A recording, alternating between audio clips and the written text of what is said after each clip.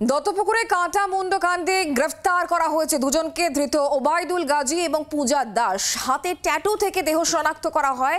গাইঘাটার যুবক হজরত লস্করের দেহ। গত রবিবার থেকে নিখোঁজ ছিলেন এই হজরতের মাসির ছেলে ধৃত ওবায়দুল গাজী। অসামাজিক কার্যকলাপের সঙ্গে যুক্ত ছিল হজরত, এমনই পুলিশ সূত্র মারফত খবর পাওয়া যাচ্ছে। এখনো কাঁটা মুন্ড মেলেনি। ধৃতদের 10 দিনের পুলিশ হেফাজতে নির্দেশ দেওয়া হয়েছে আদালতের তরফ থেকে। আমরা বিষয় নিয়ে আরো জানবো, কথা বলবো। মনোজ মন্ডল এই মুহূর্তে আমাদের সঙ্গে রয়েছেন, প্রতিনিধি টেলিফোন লাইনে। মনোজ, যে দুজনকে ধরা হয়েছে তাদের কাছ থেকে আর কি জানা যাচ্ছে এখনো পর্যন্ত? পুলিশ কি বলছে? দেখো, যে দুজনকে ধরা হয়েছিল সেই দুজনকে কিন্তু আজকে বারাসাত আদালতে তোলা হয়েছে এবং 14 দিনের পুলিশ হেফাজতে চেয়ে কিন্তু তাদেরকে বারাসাত আদালতে তোলা হয়েছিল। কিন্তু বারাসাত আদালত তাদেরকে 10 দিনের পুলিশ হেফাজতের নির্দেশ দিয়েছে। পাশাপাশি দত্তপুকুর থানার পক্ষ থেকে কিন্তু সেই যে মুন্ডহীন দেহ উদ্ধার হয়েছিল সেই মুন্ডহীন দেহের কিন্তু ডিএনএ টেস্টেরও কিন্তু একটা আবেদন জানিয়েছিল। সেই আবেদন মঞ্জুর করেছে বারাসাত আদালত।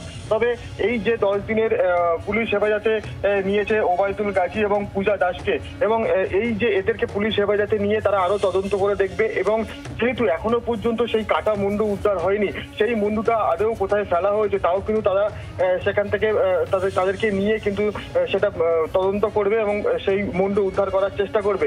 পাশাপাশি ঠিক কি কারণের জন্য এই ঘটনা ঘটানো হয়েছে, এখানে কিন্তু পুলিশ প্রাথমিকভাবে বেশ কয়েকটি কারণ কিন্তু সন্দেহ করছে, কিন্তু সেই তার মধ্যে দিয়ে কোনটা সঠিক কারণ তাও কিন্তু পুলিশ তদন্ত করে দেখবে। তাদেরকে পুলিশ হেফাজতে নিয়ে তাদেরকে জিজ্ঞাসাবাদ করে গোটা ঘটনার এখনো পর্যন্ত তদন্ত প্রক্রিয়া চলছে। কি এখনো পর্যন্ত পুলিশ সূত্রে খবর পাওয়া যাচ্ছে? কি কারণ হতে পারে এই খুনের পেছনে, এবং কাটা মুন্ডুই বা কোথায়? এই দুজনের কাছ থেকে কিছু কি জানা সম্ভব হয়েছে এখনো পর্যন্ত? দেখো, এখনো পর্যন্ত তাদেরকে জিজ্ঞাসাবাদ প্রক্রিয়া চলছে এবং তারা কাটা মুন্ডুটা ঠিক কোথায় ফেলেছে তা কিন্তু এখনো পরিষ্কার করে তারা জানায়নি। পুলিশ সূত্রে জানা যাচ্ছে পরবর্তীতে তাদের জিজ্ঞাসাবাদ করে আরো তদন্ত প্রক্রিয়া চালিয়ে তারা জানতে পারবে যে ঠিক কাটা মুন্ডুটা কোনখানে ফেলেছে। পাশাপাশি এই যে ওবায়দুল গাজী এবং যে মারা গেছে অর্থাৎ হজরত লস্কর, তারা কিন্তু অসামাজিক কাজকর্মের সঙ্গে যুক্ত ছিল এবং পুলিশ প্রাথমিকভাবে মনে করছে যে এই বিবাহ বহির্ভূত সম্পর্কের জেরে কিন্তু এই খুন হতে পারে। পাশাপাশি তারা যে অসামাজিক কাজকর্ম করতো সেই অসামাজিক কাজকর্মের ভাগ বাটোয়ারার জন্যও কিন্তু এই খুন হতে পারে।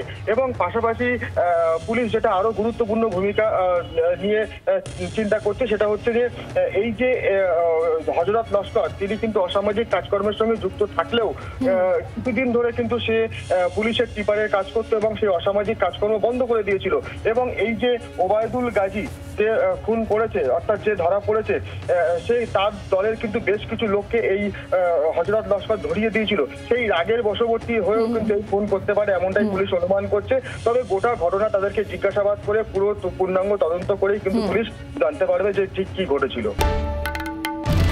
বাংলার আওয়াজ, বাঙালির আবেগ, জি 24 ঘন্টা।